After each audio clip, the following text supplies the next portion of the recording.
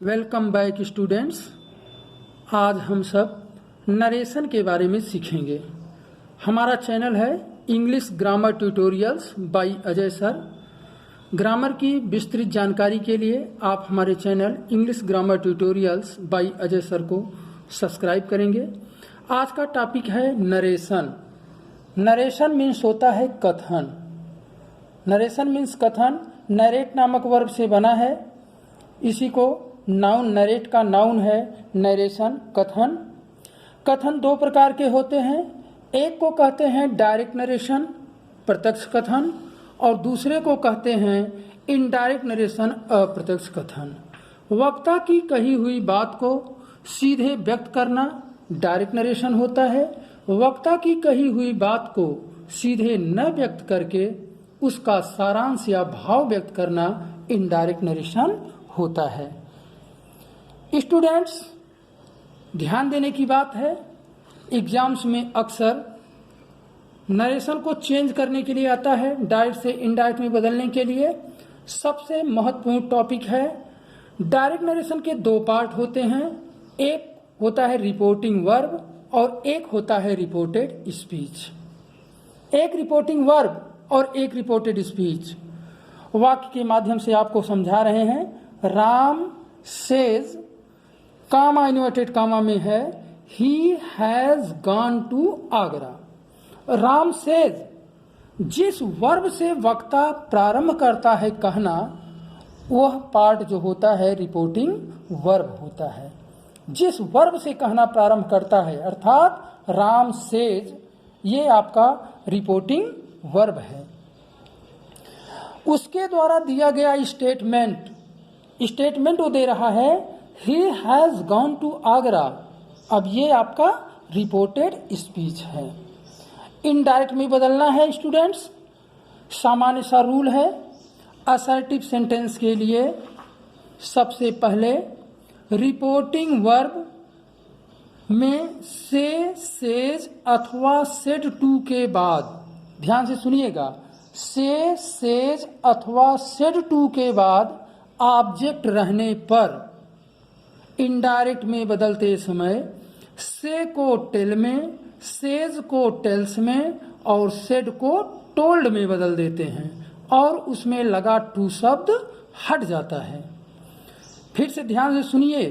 से, सेज और सेड के बाद यदि ऑब्जेक्ट रहता है तो से को टेल में, सेज को टेल्स में, सेड को टोल्ड में बदलते हैं और उसमें लगा टू शब्द हट जाता है। और यदि ऑब्जेक्ट नहीं है तो से का से, सेज का सेज और सेड का सेड ही रहता है। इसको अपने दिमाग में बैठा लीजिएगा। अब इसमें आया है राम सेज।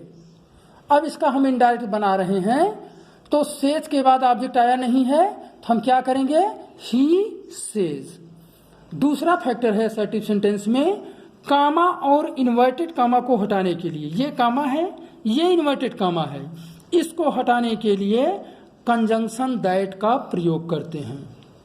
किसका प्रयोग करते हैं स्टूडेंट्स? कंजंक्शन दैट का। ये दैट लगेगा असर्टिव सेंटेंस में। प्रत्येक सेंटेंस में अलग अलग कंजंक्शन का प्रयोग होता है। असर्टिव सेंटेंस में दैट का प्रयोग। इसके बाद आपका आ रहा है सीधा ही, थर्ड पर्सन का प्रोनाउन है, ही का ही रहेगा।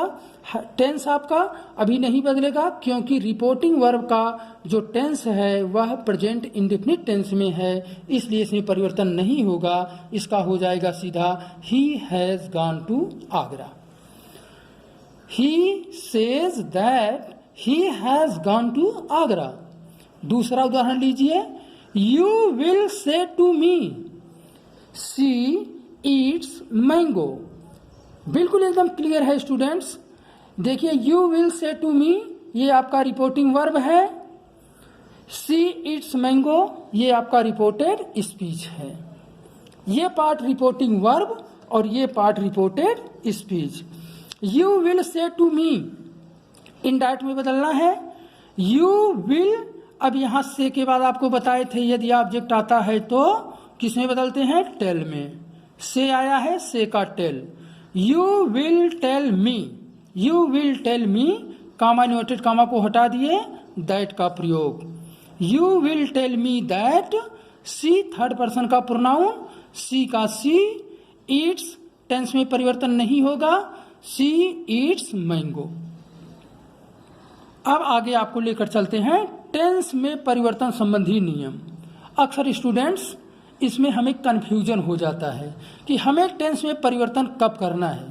इसीलिए पहले वाले उदाहरण में, पहले वाले एग्जाम्पल में हम आपको लेकर चले हैं, यदि रिपोर्टिंग वर्ब प्रेजेंट अथवा फ्यूचर टेंस में रहता है, यदि रिपोर्टिंग वर्ब प्रेजेंट अथवा फ्यूचर टेंस में रहता है तो रिपोर्टेड स्पीच के टेंस में कोई परिवर्तन नहीं होता, नो चेंज। रिपोर्टेड स्पीच का टेंस नहीं बदलेगा। और यदि रिपोर्टिंग वर्ब पास्ट टेंस में रहता है तो रिपोर्टेड स्पीच के टेंस में निम्न प्रकार से परिवर्तन होता है। अब रिपोर्टिंग वर्ब प्रेजेंट अथवा फ्यूचर वाला उदाहरण देख लीजिए। रिपोर्टिंग वर्ब का प्रेजेंट का उदाहरण ये है, he says that he has gone to Agra. यहाँ सीधा लिखा गया है, he says that he has gone to Agra. You will say to me future में आया है, यू विल से फ्यूचर में आया है। अब इसलिए इसका यू विल टेल मी और दैट लगाए, दैट लगाने के बाद सी ईट्स वाले में परिवर्तन नहीं हुआ, सी ईट्स मैंगो। स्टूडेंट्स अभी रूल 1 में आपको बताए कि रिपोर्टिंग वर्ब प्रेजेंट टेंस और फ्यूचर टेंस में रहता है तो रिपोर्टेड स्पीच के टेंस में टेंस संबंधी परिवर्तन नहीं होता। अब आपका आ रहा है, यदि रिपोर्टिंग वर्ब पास्ट टेंस में रहता है, पास्ट के किसी भी टेंस में रहता है तो रिपोर्टेड स्पीच के टेंस में निम्नलिखित परिवर्तन होता है। अब परिवर्तन आप देखिए क्या होता है, सभी प्रेजेंट टेंस रिपोर्टेड, ध्यान दीजिए स्टूडेंट्स कि जो भी परिवर्तन होते हैं वे ऑलरेडी रिपोर्टेड स्पीच में ही होते हैं।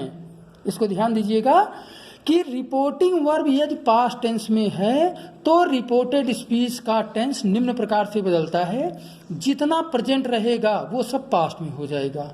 अर्थात प्रेजेंट इंडेफिनिट को पास्ट इंडेफिनिट में, प्रेजेंट कॉन्टिन्यूअस को पास्ट कॉन्टिन्यूअस में, प्रेजेंट परफेक्ट को पास्ट परफेक्ट में, प्रेजेंट परफेक्ट कॉन्टिन्यूअस को पास्ट परफेक्ट कॉन्टिन्यूअस टेंस में परिवर्तन किया जाता है। अब स्टूडेंट्स आ रहा है पास्ट इंडेफिनिट। यदि रिपोर्टिंग वर्ब पास्ट टेंस में है और रिपोर्टेड स्पीच में पास्ट इंडेफिनिट टेंस आता है तो वह बदल करके पास्ट परफेक्ट में हो जाता है।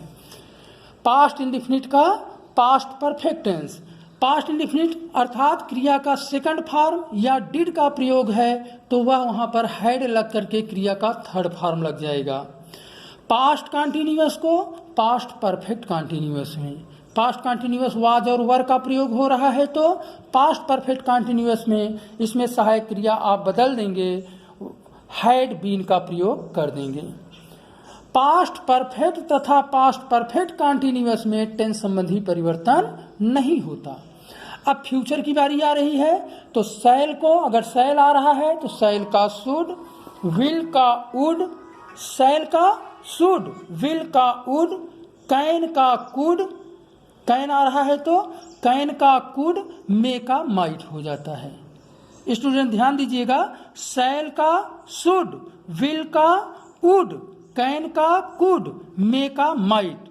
और यदि should, would, could, might, use to, had to, better, ought to आता है तो उसमें कोई परिवर्तन टेंस संबंधी नहीं किया जाता। एग्जाम्पल, 2 एग्जाम्पल दे रहे हैं, आप एकदम बिल्कुल इसको रट लीजिएगा। रटने के बाद आप इसका नोट्स भी बनाएंगे। एग्जाम्पल है, Ram said they will play. एकदम इजी है students, Ram said they will play.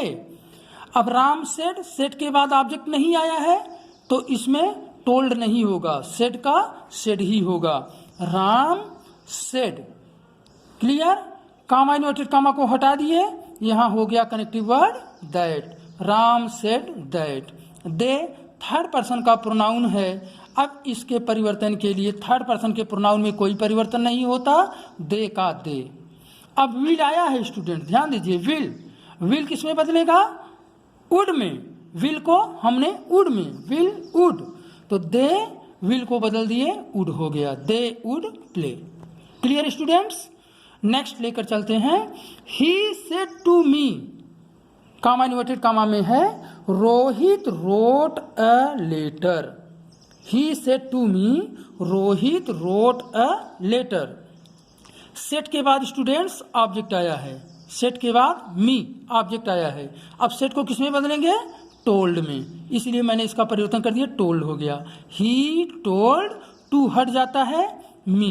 He told me, comma inverted comma को हटा दिए, दैट का प्रयोग। He told me that, Rohit noun है, रोहित का रोहित।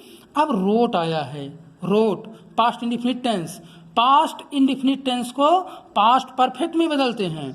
तो यहाँ पर रोट आया है, पास्ट इंडिफिनिट में इसके असर्टिव सेंटेंस में क्रिया का सेकंड फॉर्म यूज हुआ है, इसको हम पास्ट परफेक्ट में बनाएंगे। तो पास्ट परफेक्ट की सहायक क्रिया हेल्पिंग वर्ब होती है हैड, और वर्ब का third form, Rohit had written a letter.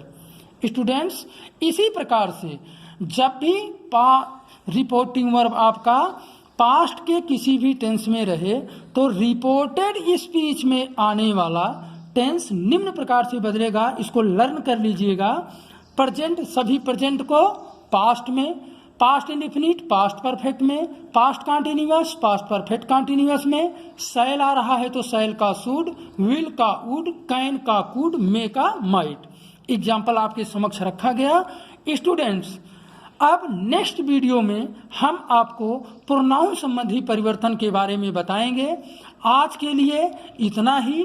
आप स्वस्थ रहें और हमारे English grammar tutorials by Ajay sir को अधिक से अधिक संख्या में लाइक करें, सब्सक्राइब करें और शेयर करें और ग्रामर के जानकार बनें। तब तक के लिए धन्यवाद।